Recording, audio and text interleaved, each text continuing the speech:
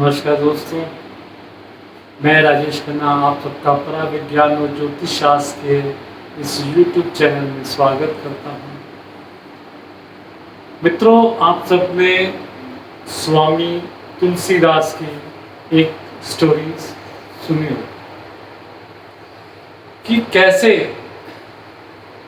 जब उनकी पत्नी मायके चली जाती है तो वो उसी क्षण उसके पीछे पीछे तेज बहाव में बहती नदी एक लकड़ी समझकर लाश के ऊपर से तैरते हुए क्रॉस कर जाते हैं। पत्नी के घर पहुंचते हैं मायके में उनके, तो रस्सी समझते हैं और सांप के सहारे ऊपर चढ़ जाते हैं। तो जब उनकी पत्नी उनको इस दशा में देखती है तो वो कहती है, अगर इतना प्यार आपने श्री राम से किया होता तो आपको मोक्ष मिल गया होता। तो ये बात आपसे बात करते हुए मुझे वो स्टोरी याद आ जाती है। आपके चक्षु खुल जाते हैं तो आपकी मोक्ष की यात्रा शुरू हो जाती है, या आप कह सकते हैं कि आपकी यात्रा उल्टी हो जाती है संसार से मोक्ष की तरफ। जी हाँ, 12th हाउस मोक्ष का स्थान मेरे मन को अत्यंत प्रिय यह 12th हाउस। चलिए अब हम इस पर चर्चा करते हैं। जिसके बिना आप नहीं जी सकते वो क्या है? आपका शरीर। और जो भाव आपके शरीर को भुला दे वही स्थान मोक्ष स्थान है, 12th हाउस आ जाता है दोस्तों। जहाँ मैं समाप्त हो जाता है, जहाँ अहंकार समाप्त हो जाता है, वो स्थान 12th हाउस। अगर अध्यात्म की तरफ से चलें तो आप कह सकते हैं कि तपस्वियों को एकांत क्यों पसंद है, ऋषियों को एकांत क्यों पसंद था? क्योंकि उनकी यात्रा उल्टी हो चुकी होती है संसार से मोक्ष की तरफ। दोस्तों, जहां एकांत हो उसे आप कैद कह सकते हैं, कारावास कह सकते हैं, हॉस्पिटल कह सकते हैं, एकांतवास कह सकते हैं। जहां आप बंधन में हो या बंधन से मुक्त हो चुके हो, विजडम 12th हाउस जो आपसे बहुत बहुत बड़ा है, जिसके आप शरणागत हैं, 12th house VVIP connection of your horoscope 12th house. आप ये भी कह सकते हैं मित्रों कि ब्रह्मांड आपसे बहुत बड़ा है और आप उस ब्रह्म की तलाश में है जो आपसे अत्यंत बड़ा है, परमात्मा। तो मोक्ष, परमात्मा की खोज या वो रास्ता जो आपको आपके परमात्मा की तरफ लेके जाता है, 12th हाउस। 6th हाउस की शक्ति 12th हाउस में है, जैसे 12th हाउस की शक्ति 6th हाउस में है। रोग रिपू ऋण या तो आपको बंधन में लेके जाएगी या आपको बंधन से परे कर देगी। अभी हमने 11th हाउस की बात की थी पिछले एपिसोड में, इच्छा पूर्ति। आप जब काल पुरुष की राशि कुंभ का साइन भी देखेंगे तो उस पे छलकता हुआ घड़ा है।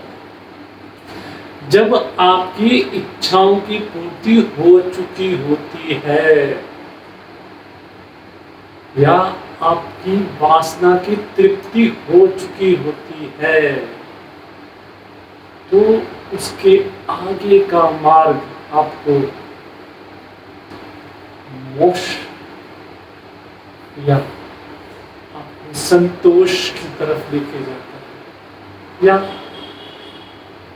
हो सकता है शोक की तरफ लेके जा रहा है। क्योंकि 12th भाव का कारक शनि भी हो जाता है और केतु भी हो जाता है,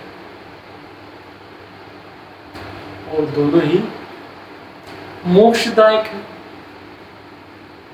एक का रास्ता दुख के जरिए आपको वहां तक पहुंचाने का है, एक का अध्यात्म के जरिए।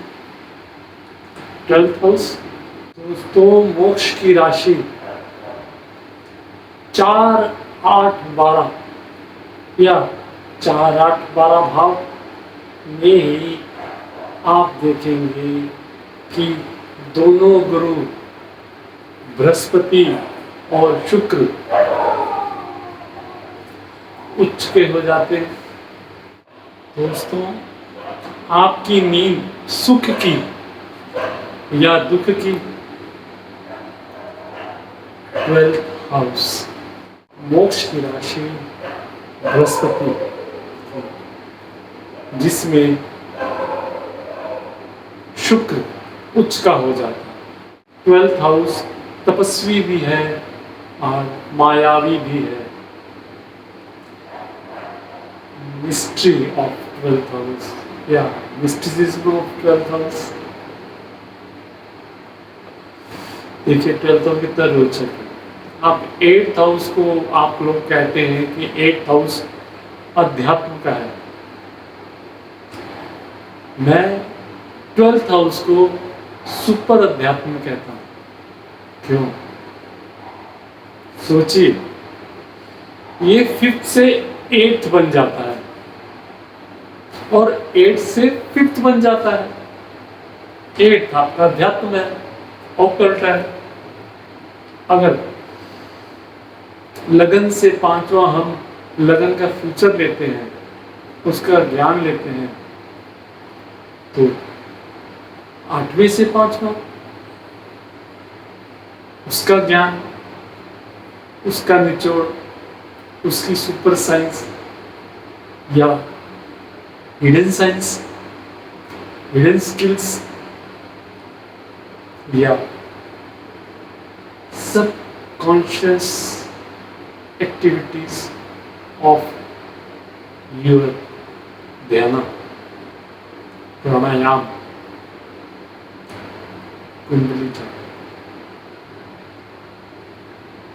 है ना। मजे की बातें, मुझे नहीं लगता कि आपने ये बातें पहले कभी सुनी है, फिर भी एंजॉय कीजिए, देखिए।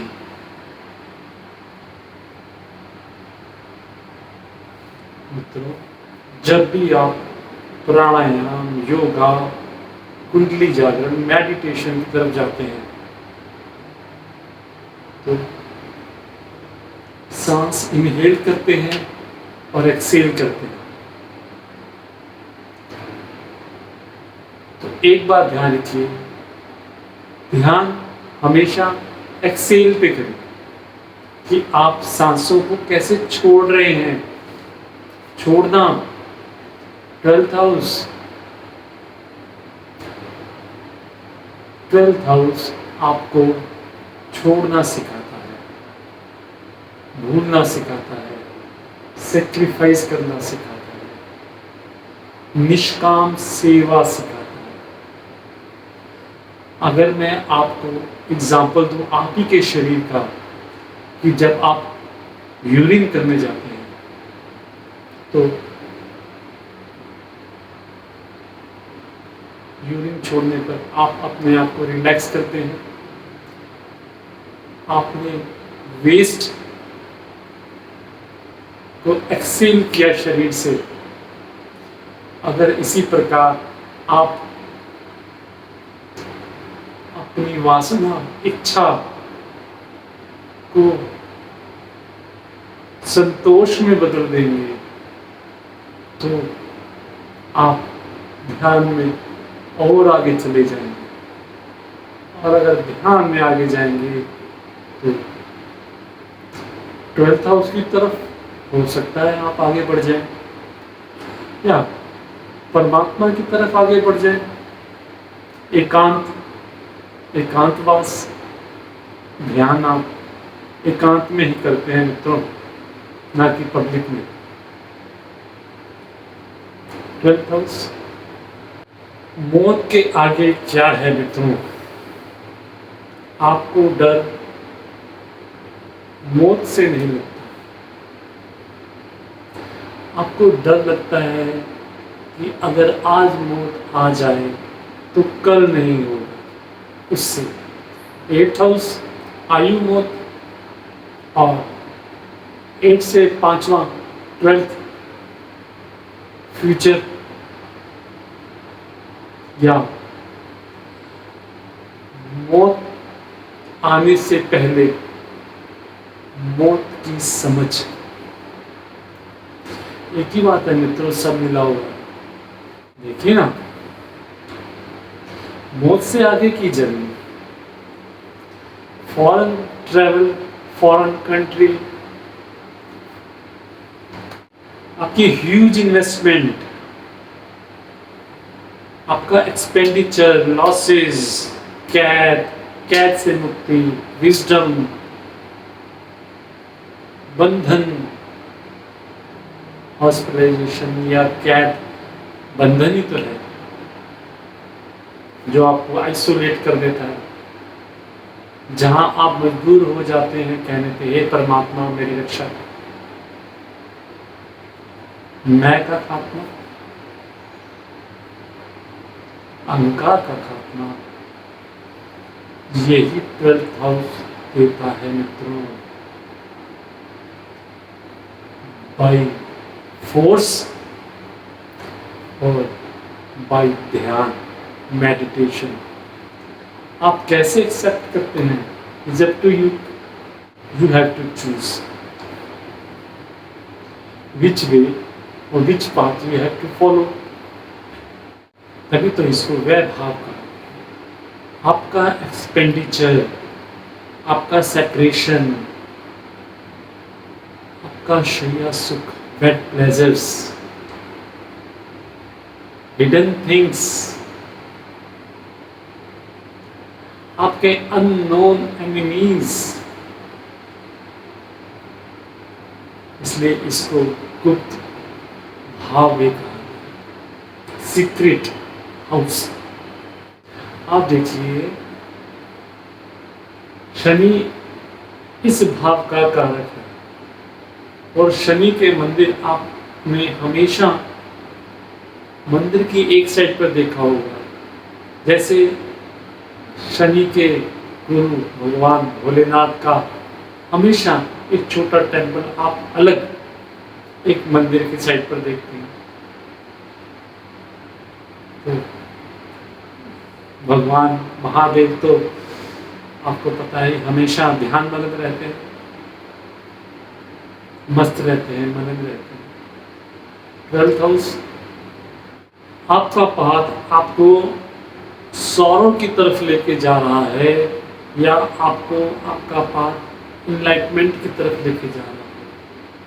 ये आपका 12th हाउस, उसमें बैठे हुए प्लैनेट्स, उसका डिस्पोजिटर, उसको देखने वाले ग्रह, सब मिलकर डिसाइड करते हैं।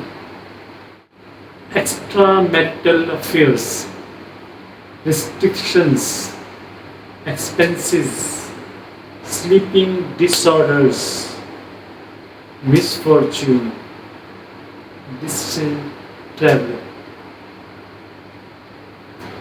आपके दोनों पैर प्रिजन भी हो जाता है और हाउस ऑफ सेल्फ अनडूइंग भी हो जाता है। मित्रों, आप जब तक जिंदा हैं कुछ ना कुछ कार्य कर रहे हैं,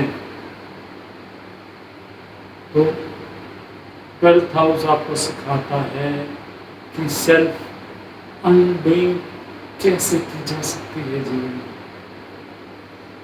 आप कैसे किसी को समृद्ध कर सकते हैं अपनी भावनाओं से, अपने धन से, अपने ज्ञान से। दान 12th हाउस मिस्टिसिज्म भी है और 12th हाउस मिस्ट्री भी है।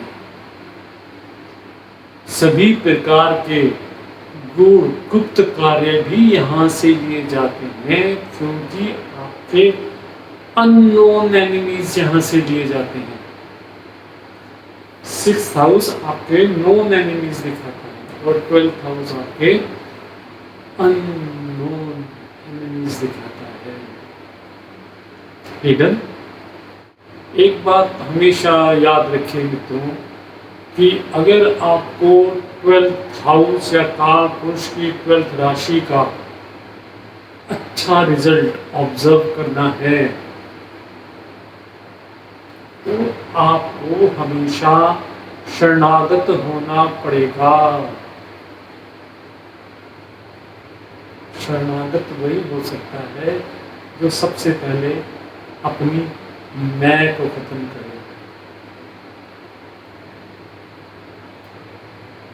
इसी के साथ मित्रों, मैं राजेश खन्ना इस एपिसोड के लिए आपसे विराम लेता हूँ और कुछ नया अगले एपिसोड में आपके लिए लेके आता हूँ।